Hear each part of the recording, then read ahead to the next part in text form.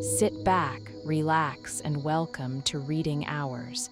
Today's book is Mistborn, The Hero of Ages by Brandon Sanderson. Please let us know in the comments from where you are watching or if there is a book you want us to summarize in future. Welcome, fellow bookworms, to Reading Hours. Today, we delve into the epic conclusion of Brandon Sanderson's original Mistborn trilogy, The Hero of Ages. This book isn't just a fantasy novel. It's a masterclass in world building, a profound exploration of prophecy, sacrifice, and the true meaning of heroism. Following the stunning revelations of the Well of Ascension, The Hero of Ages plunges us into a dying world, choked by ash and mist, facing an apocalypse brought about by the very person who sought to save it. Sanderson, known for his intricate magic systems and meticulously plotted narratives, delivers an ending that is both emotionally resonant and intellectually satisfying. He challenges conventional fantasy tropes, particularly the Chosen One narrative, forcing us to question what it truly means to be a hero when the weight of the world rests on your shoulders and every path seems to lead to destruction. The themes of faith, doubt, the nature of power, and the cyclicality of history are woven throughout, creating a narrative that is as thought-provoking as it is thrilling. This book ignited countless discussions within the fantasy community, particularly regarding its controversial yet brilliant ending, a testament to Sanderson's willingness to subvert expectations and deliver a truly unforgettable experience. So, settle in, because we're about to embark on a journey through a world teetering on the brink, where the greatest hope might also be the greatest lie. The world, as Vin and Elend knew it, was dying. Ash rained from the sky, not in gentle flurries, but in thick, suffocating layers that coated everything, turning the vibrant browns and greens of the past into a monochromatic canvas of gray.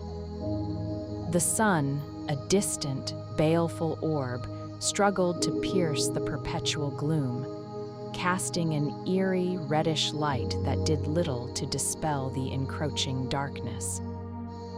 The plants, once resilient, were withering, their leaves brittle and cracked, unable to photosynthesize under the oppressive ashfall. The mists, once a nocturnal phenomenon, now lingered long into the day, their tendrils curling through the desolate streets, obscuring vision and chilling the very air. This was the consequence of Vin's selfless act, her release of ruin from the Well of Ascension, an act driven by a desperate hope to save the world, but one that had inadvertently accelerated its demise. The Lord Ruler's warnings, once dismissed as the ramblings of a tyrant, now echoed with chilling prescience. He had known in his own twisted way the true nature of the threat, and his millennia-long reign, for all its brutality, had been a desperate attempt to hold back the inevitable. Now, the cracks in his carefully constructed facade were widening, revealing the horrifying truth of a world on the brink of complete annihilation. Humanity, once thriving under the Lord Ruler's iron fist, was now a scattered, desperate remnant, clinging to existence in fortified cities and hidden enclaves. Resources were dwindling, morale was plummeting, and the pervasive sense of dread was a palpable entity, heavier than the ash itself. Vin, the ascendant warrior, once celebrated as the liberator of Luthadel, now carried the crushing weight of her unintended consequences. Her power, immense and awe-inspiring, felt like a cruel joke, a cosmic irony that had granted her the ability to destroy without truly understanding the forces she unleashed. Elend, her husband and king, bore the burden of leadership with a quiet, resolute despair. His intellectual prowess, his idealism, the very qualities that had endeared him to Vin, now seemed almost insignificant in the face of such overwhelming ecological collapse. His efforts to unify the disparate factions, to rationalize and strategize a solution, were met with growing cynicism and a pervasive sense of futility. The very air they breathed was a constant reminder of their impending doom, a tangible manifestation of ruin's insidious influence. The planet itself was groaning under the strain, its tectonic plates shifting with increasing frequency, causing tremors that rattled buildings and frayed already brittle nerves. Volcanic activity, once contained, now erupted with terrifying regularity, spewing more ash and toxic gases into the already poisoned atmosphere. The rivers and lakes, once sources of life, were becoming acidic, their waters turning murky and undrinkable. The very fabric of the world was unraveling, piece by agonizing piece, and Vin and Elend, despite their extraordinary powers and their unwavering love for their people, felt powerless against the unstoppable tide of destruction. The prophecies of the hero of ages, once a beacon of hope, now seemed a cruel joke, a riddle without a solution, a promise of salvation that had led them directly to the precipice of oblivion. The weight of this realization pressed down on them, a suffocating blanket of despair that threatened to extinguish the last flickering embers of hope. The world was dying, and they, the supposed saviors, had inadvertently become its executioners. This was the terrifying reality that greeted them each morning, a chilling reminder of the impossible task that lay before them. Kelsier's messages, fragments of a forgotten past, began to resurface, not in the tangible form of written words, but as elusive whispers in Vin's mind, fleeting visions, and a pervasive sense of his presence in the mists. These were not the vibrant, rebellious Kelsier of their memories, but a more ethereal, almost divine manifestation, a lingering echo of his spiritual essence. He had ascended, in a way, becoming intertwined with the very fabric of the world's spiritual realm, and his fragmented consciousness was now able to communicate with those sensitive enough to perceive it. These communications were not direct or clear. They were riddles, veiled warnings, and cryptic hints, requiring careful interpretation and a leap of faith. It was as if Kelsier, from beyond the veil of death, was still attempting to guide them, to correct the mistakes they had unknowingly made, but his words were distorted by the immense forces at play. His warnings centered on the true nature of the prophecies, suggesting they had been manipulated, twisted by an unseen hand. The Lord Ruler, for all his villainy, had been attempting to fulfill a different, more benevolent prophecy, one that aligned with the true purpose of the Well of Ascension. But Vin, in her haste and lack of complete understanding, had acted on an incomplete, corrupted version, leading to the release of ruin. Kelsier's fragmented consciousness tried to convey the urgency of understanding the Lord Ruler's true intentions, to decipher the complex interplay of forces that had shaped their world for millennia. The original prophecies Kelsier's ethereal presence suggested were meant to lead them to a place of truth, not destruction. He hinted at a hidden chamber, a place of profound significance where the Lord Ruler had left clues, a repository of knowledge that held the key to understanding the true nature of the threat. This chamber, Kelsier implied, was not easily accessible, protected by layers of ancient magic and the Lord Ruler's ingenious defenses. The challenge was not just finding it, but understanding the intricate logic of a mind that had reigned for 1,000 years, a mind that had sacrificed much for a distorted vision of safety. The whispers from Kelsier also subtly steered Vin towards a deeper understanding of her own powers, the true potential of her allomancy and feruchemy. He implied that the abilities she possessed were not merely tools for combat, but instruments of understanding, a means to unravel the very mysteries of creation and destruction. His presence was a comfort and a torment, a reminder of the sacrifice he had made, and a constant pressure to understand the complex tapestry of their world. Vin, already burdened by her choices, felt the weight of Kelsier's spectral guidance even more acutely. It was as if he were nudging her gently but persistently towards a truth that she had overlooked, a path she had unknowingly strayed from. The mists, once a source of terror, now seemed to hum with his presence, a constant reminder of his enduring connection to their world.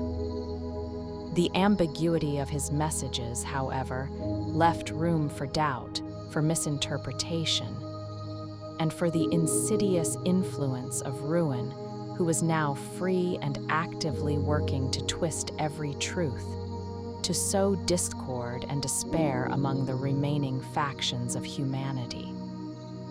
The Lord Ruler's storage caches, a testament to his foresight and paranoia, were a source of both hope and despair. These hidden vaults, scattered across the land, contained not just vast stockpiles of food, water, and essential supplies, but also technological marvels and scientific treatises that defied contemporary understanding. These were the fruits of his millennia-long planning, his desperate attempt to prepare humanity for the inevitable apocalypse he knew was coming. But reaching them was a perilous undertaking. The world outside the fortified cities was a wasteland, a perilous landscape choked by ash and mist, prowled by the increasingly aggressive and numerous colossi. These monstrous creatures, once manipulated by the Lord Ruler, were now truly feral, their bloodlust unbridled, their numbers swelling with each passing day. Scadrial's flora and fauna were succumbing to the ash, leaving the colossi with dwindling food sources, making them even more ravenous and dangerous. Their patrols extended further, their movements more unpredictable and their attacks more brutal. Travel between cities, once a dangerous but feasible endeavor, now became a suicidal gamble. The routes were treacherous, visibility was minimal, and the constant threat of colossi ambushes hung heavy in the air. Elend, with his military acumen, organized daring expeditions, sending out scouting parties and supply convoys, but each journey was a testament to human resilience against impossible odds. Many did not return, their lives claimed by the ash, the mists, or the jagged blades of the colossi. Even when a cache was located, the effort to extract its contents was immense. The vaults were designed with intricate traps, long-forgotten mechanisms, and cryptic puzzles, all intended to deter looters and ensure the supplies lasted for centuries.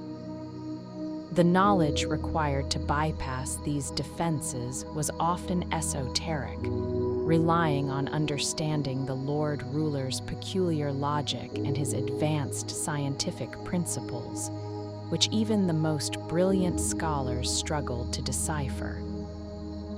The supplies themselves, while life-saving, were merely a temporary reprieve.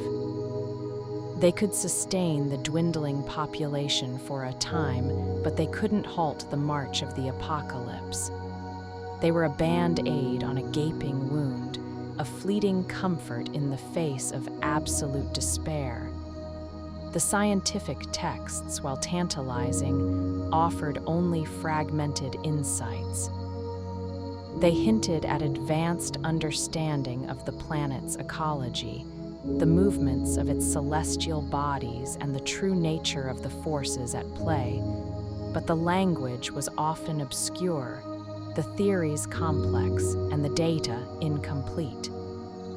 It was like trying to assemble a puzzle with half the pieces missing and the instructions written in an alien tongue. The very act of recovering these caches was a desperate race against time, a continuous struggle against the encroaching darkness. Each successful mission brought a wave of relief, but it was quickly replaced by the gnawing fear of the future, the knowledge that even these vast stores would eventually run out. The Lord Ruler's legacy was a double-edged sword, a lifeline in a dying world, but also a constant reminder of the horrific truth he had desperately tried to conceal. The internal struggles within humanity mirrored the external collapse of their world. As the ash choked the skies and the Colossus ravaged the land, the fragile alliances forged in the wake of the Lord Ruler's overthrow began to fray. Hope, a dwindling resource, was replaced by suspicion, fear, and a desperate scramble for survival. Factions that had once united against a common oppressor now turned on each other, their desperation fueled by hunger, diminishing resources, and the gnawing dread of extinction. Religious extremism surged, with various cults and prophets emerging, each claiming to hold the key to salvation, each offering a different interpretation of the prophecies and the catastrophic events unfolding around them. Some preached repentance, others demanded sacrifice, and still others promised a glorious rebirth through total annihilation. These fervent beliefs often led to violent clashes, as true believers sought to impose their will on the terrified populace.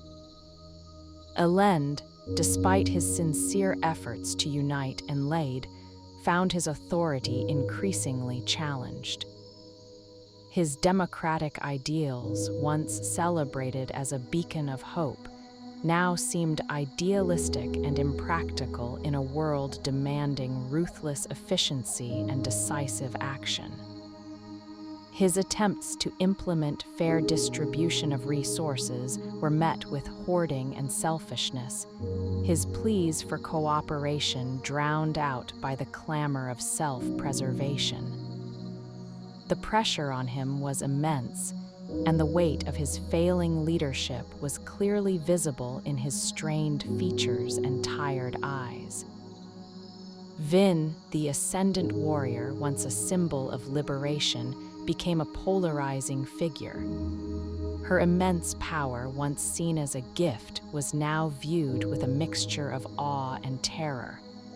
Some saw her as a potential savior, a divine instrument sent to deliver them from the brink. Others, particularly those whose loved ones had suffered under the Lord Ruler, viewed her with suspicion, blaming her for the current state of the world, for releasing the very force that was destroying them. Whispers of a different kind of hero, a more conventional, powerful figure, began to circulate, a testament to humanity's desperate need for an easy answer, a miraculous intervention. The Ska, once liberated, faced renewed discrimination and exploitation as the powerful factions sought to solidify their own positions amidst the chaos. The Scadrial aristocracy, remnants of the old order, leveraged their wealth and influence, hoarding resources and manipulating the desperate populace for their own gain. The very foundations of the nascent society Elend and Vin had striven to build were crumbling under the weight of internal strife and external pressure. Distrust grew like a rampant weed, poisoning relationships, breeding paranoia, and making any coordinated effort almost impossible. The world was not just dying from the outside in.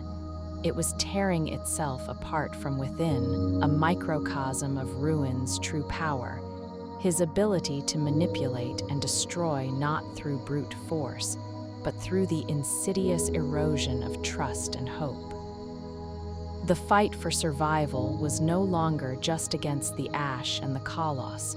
It was against the very worst aspects of human nature, amplified and distorted by the impending doom. Spook's transformation, once a quiet, unassuming figure, became one of the most compelling and tragic arcs in the Hero of Ages.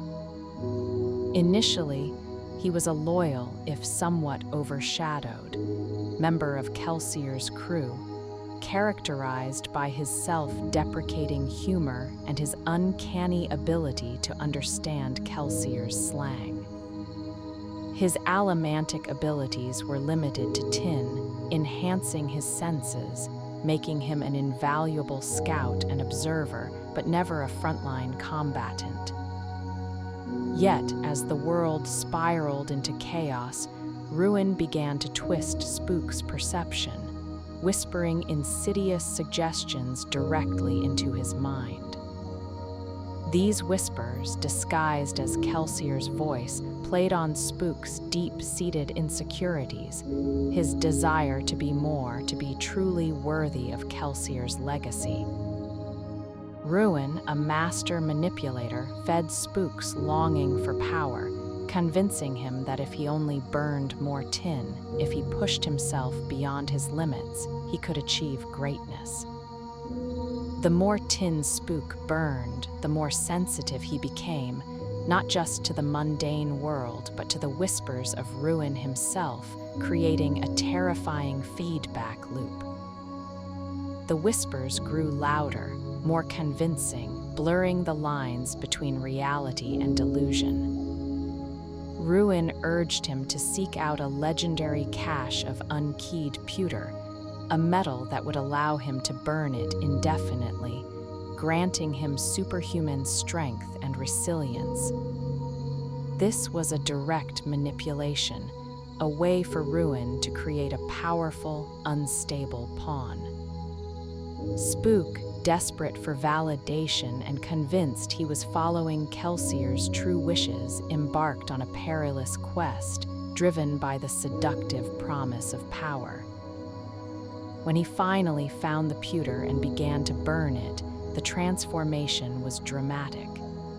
He became a super strong, almost indestructible warrior, capable of single-handedly facing down hordes of Colossus. His physical prowess was immense, but his mental state deteriorated.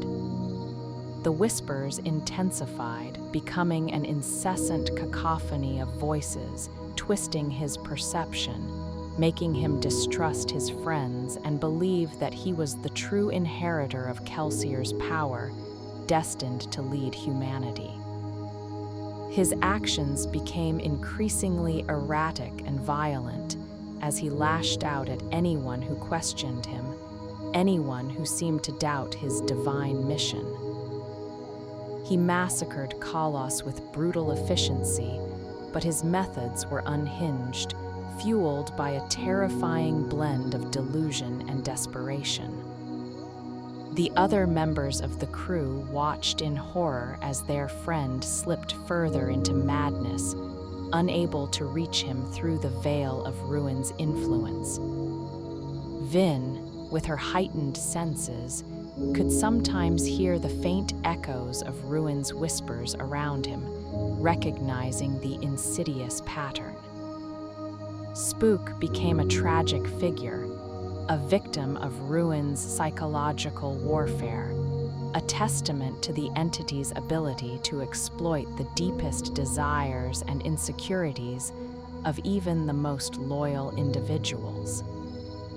His arc underscored the insidious nature of Ruin's power, not just to destroy physically, but to corrupt and dismantle the very minds of those who sought to fight him. He became a living embodiment of the struggle against internal demons, a harrowing example of how easily a well-intentioned soul could be led astray by the promise of false power.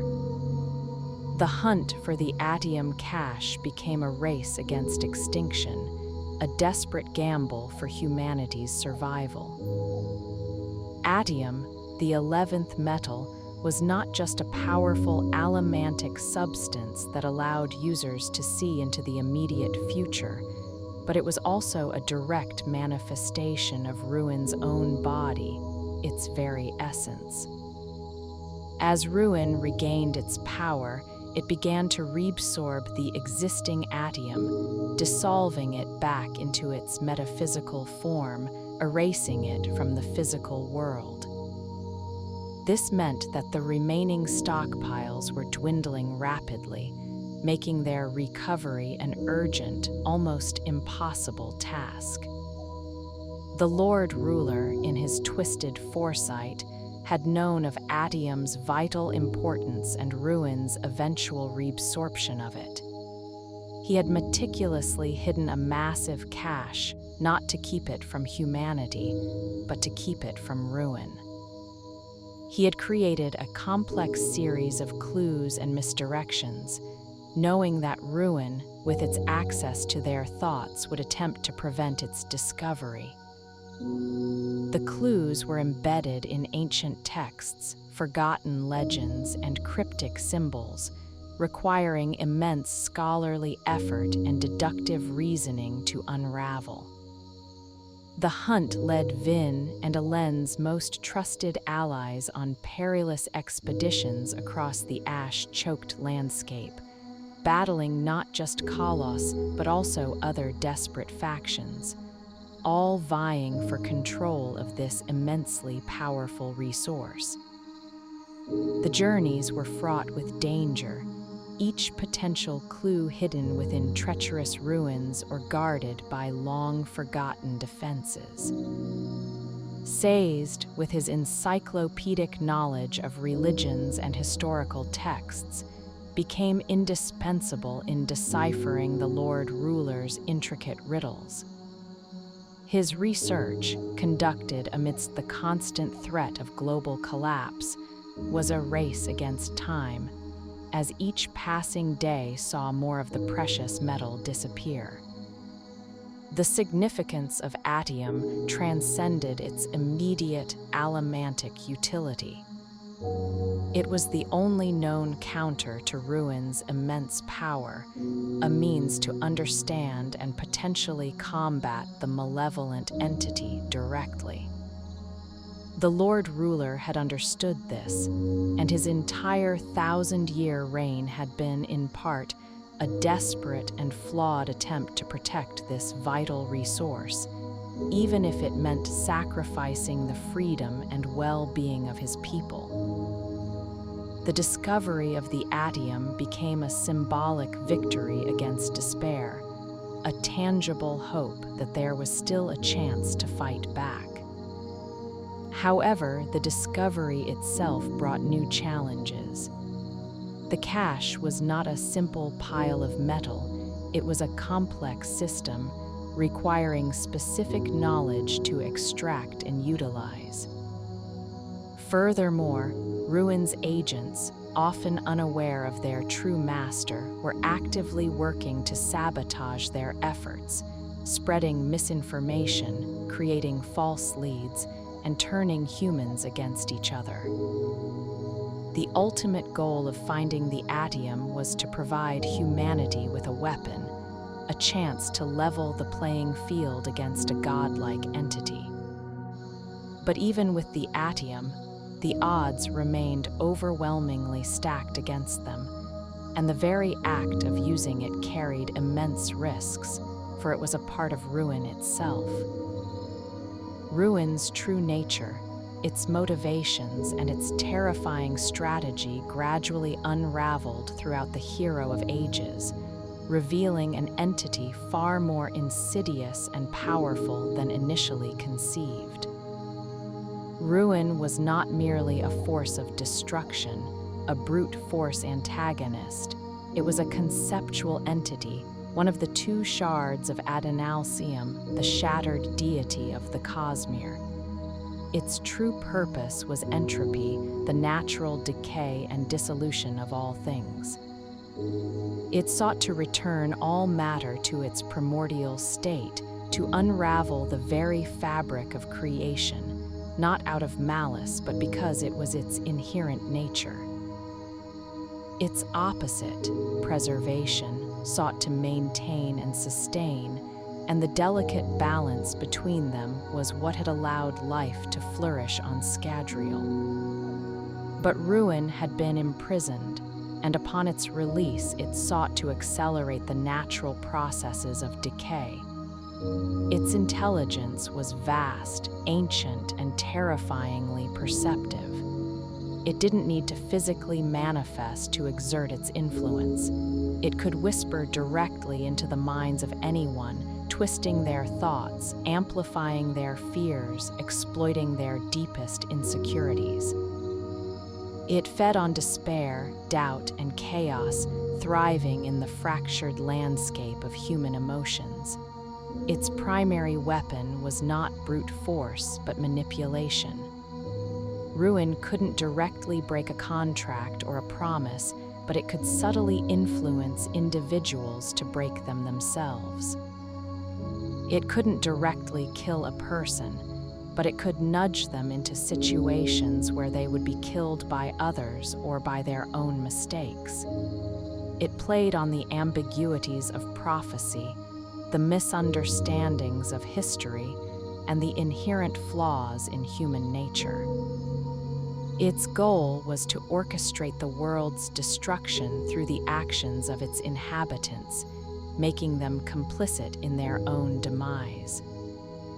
The Lord Ruler's 1,000-year reign, a tyrannical but ultimately preservative act, had been an attempt to counter Ruin's influence, to delay the inevitable by controlling and stabilizing the world through force.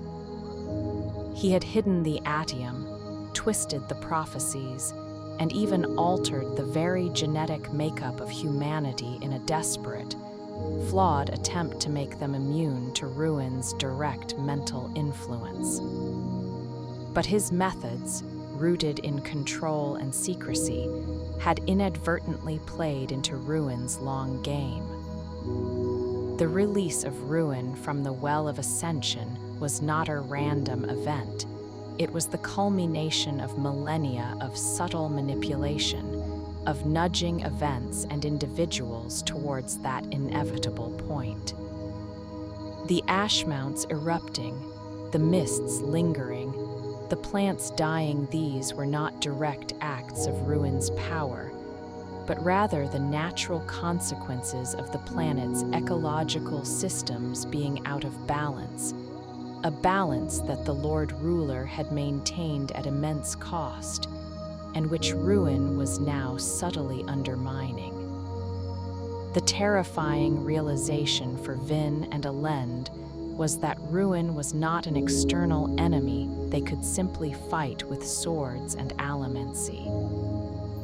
It was a pervasive, insidious force woven into the very fabric of their reality, operating through the flaws and fears of humanity itself.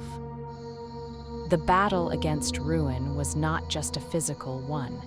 It was a battle for their minds, their hopes, and their very souls. Sazed's journey, arguably the most profound and central to the hero of ages, transformed him from a meticulous scholar of religions into the reluctant and ultimate hero of ages. Throughout the trilogy, Sazed had been the keeper, a ferrochemist who stored vast amounts of knowledge in his metal mines. He was a walking encyclopedia of faiths, philosophies, and histories, detached and observational, meticulously recording and analyzing the beliefs of humanity without committing to any himself.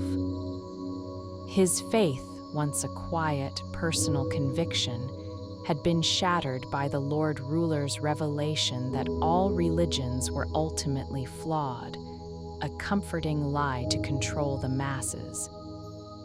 This profound disillusionment left a void within him, a deep-seated spiritual crisis that echoed the dying world around him.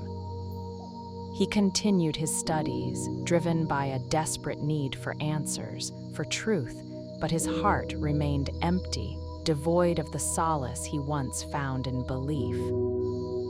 As the world crumbled, Sazed's internal struggles intensified. He witnessed the rise of new cults, the resurgence of old superstitions, and the desperate attempts of humanity to find meaning in a dying world. He observed the futility of their desperate prayers, the emptiness of their self-proclaimed prophets, and the inherent contradictions in their diverse belief systems. This intellectual detachment, however, began to crack under the immense weight of the apocalypse.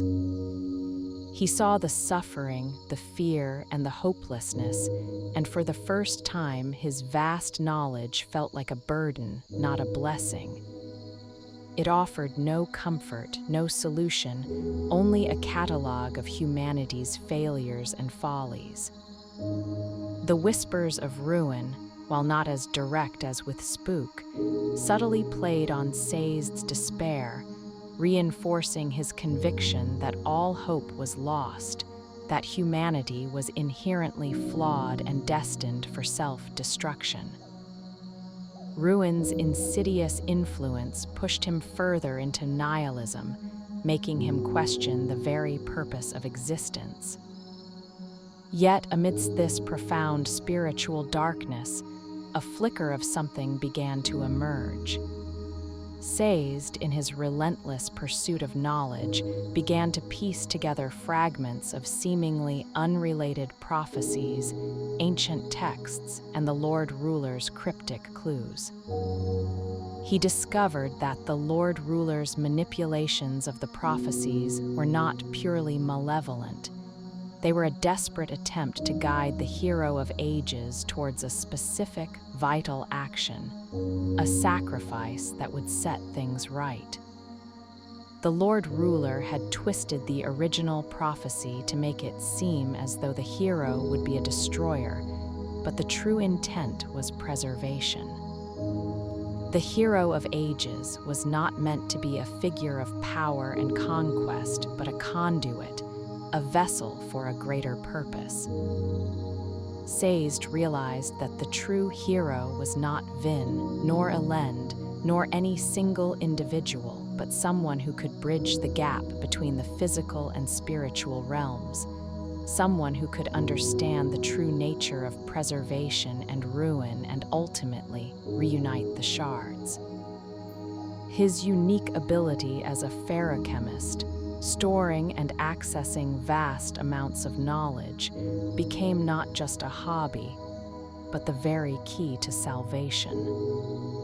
He had the complete, untainted knowledge of all the religions, all the scientific theories, all the historical data, giving him the unique perspective needed to see the patterns that no one else could. His journey was one from intellectual detachment to profound, almost reluctant spiritual enlightenment, from observer to participant, from scholar to savior. His ultimate realization, the breakthrough that would define his role as the hero of ages, was not a sudden burst of divine revelation, but the culmination of millennia of accumulated knowledge and the desperate, heartbreaking reality of a dying world. It was a testament to the power of understanding and the ultimate truth that sometimes the greatest heroes are those who seek knowledge above all else. The climax of the hero of ages was a maelstrom of destruction, revelation, and profound sacrifice, unlike anything that had come before. The world was literally tearing itself apart, the ash mounts erupting violently, the ground trembling with constant earthquakes, and the very atmosphere becoming unbreathable. The Colossus, now completely unleashed and numbering in the millions, swarmed over the last bastions of humanity, driven by a primal, insatiable bloodlust.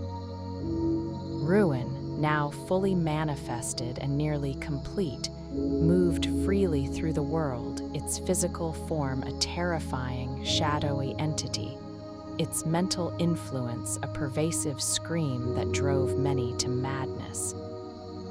Its goal was absolute annihilation, the return of all matter to its inert state. Vin, in a desperate final act, sought out Ruin, confronting the entity directly. She used her heightened allomantic and ferrochemical powers, amplified by the last remaining atium and her burgeoning understanding of the forces at play, to engage Ruin in a titanic, cataclysmic battle. This was not a fight of physical strength alone, but a clash of wills, a struggle between the will to destroy and the will to preserve. Her attacks, fueled by her love for Elend and her people, were powerful, but Ruin was a god, an entity of immense, ancient power. During the brutal confrontation, Vin made a horrifying discovery. She realized that preservation, the other half of Adonalsium, had been subtly influencing her, guiding her, and that its essence had been contained within her since her birth. She was, in essence, a vessel for preservation, just as Ruin was the force of destruction. This revelation, though empowering, also carried a terrible weight. For her to defeat Ruin, she would have to sacrifice herself, allowing the full power of preservation to unleash and bind Ruin once more. Meanwhile, Elend, leading the last remnants of humanity, fought a desperate rear-guard action against the overwhelming Colossus hordes. He burned Atium, seeing into the immediate future, predicting every strike, every movement, but even with this advantage, he was merely delaying the inevitable. The sheer numbers of the Colossus, combined with the crumbling world around them, made victory impossible. His struggle was a testament to his unwavering courage, his refusal to abandon his people even in the face of certain doom. Sazed, at the same time, was racing against the clock, deciphering the final, crucial clues from the Lord Ruler's writings.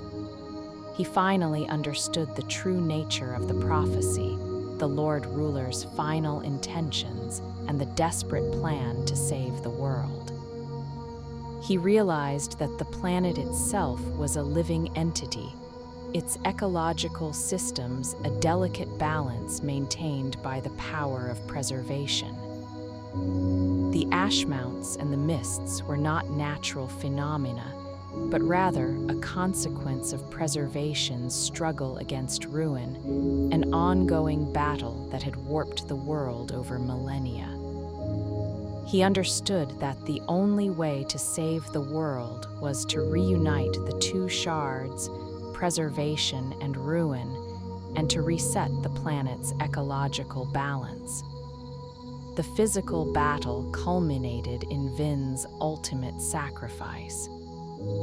She drew upon the full power of preservation within her, unleashing it in a blinding flash of light that consumed both her and ruin, binding the malevolent entity once more.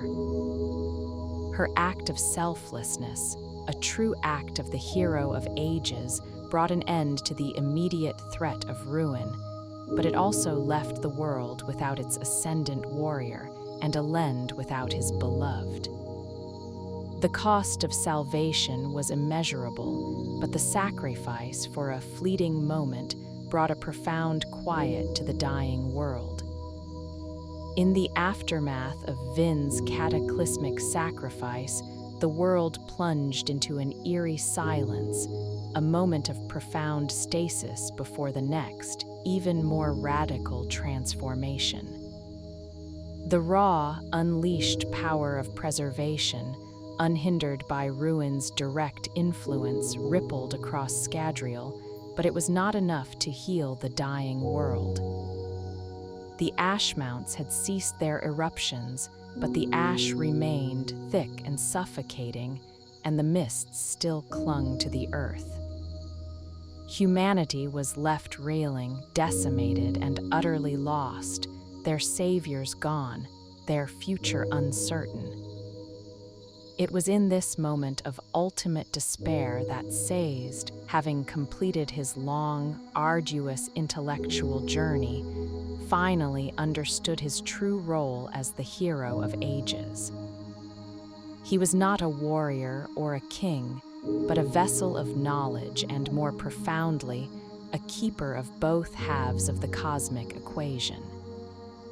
He had within him the spiritual knowledge and emotional understanding of both ruin and preservation, not just through his ferrochemical storage, but through his profound philosophical journey.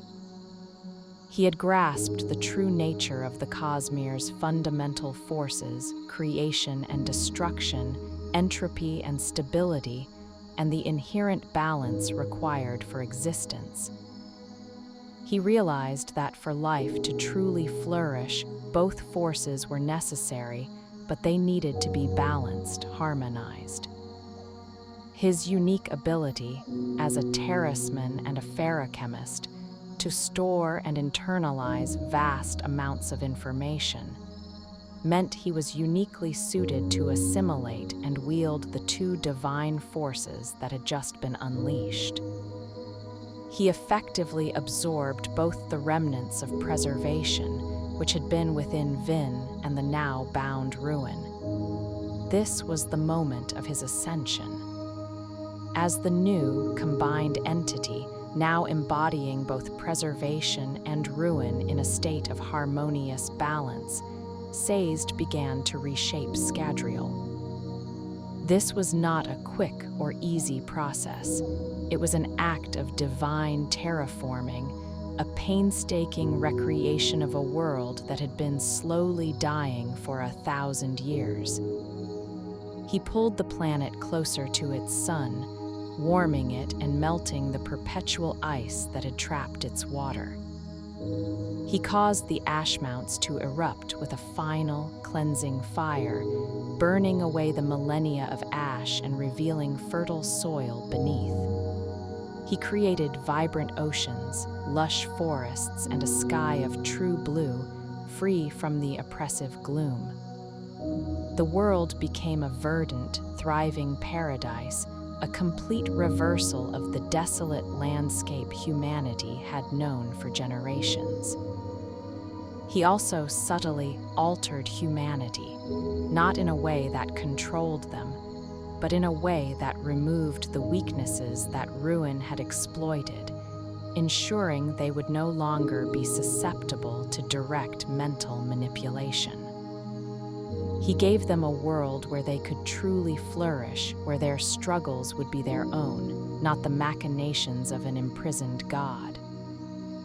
Sazed then stepped back, becoming a silent, overseeing presence, a benevolent deity, the true hero of ages, not through conquest or power, but through profound understanding and selfless creation. He had fulfilled the prophecy, not by destroying a threat, but by restoring a broken balance. The story concluded with the survivors, led by the steadfast Elend, emerging into this new, vibrant world, bewildered but hopeful. They were tasked with building a new society, not under the oppressive hand of a lord ruler, but in a world where true choice and freedom were possible. The journey had been long, brutal, and filled with unimaginable loss, but the ultimate outcome was a testament to the enduring power of hope, sacrifice, and the profound wisdom that can emerge from even the deepest despair. Mistborn, the hero of ages, is a remarkable conclusion to a truly groundbreaking fantasy series. Brandon Sanderson masterfully brings together threads laid in the previous books, weaving a narrative that explores the profound costs of power, the ambiguities of heroism, and the enduring human spirit in the face of absolute annihilation.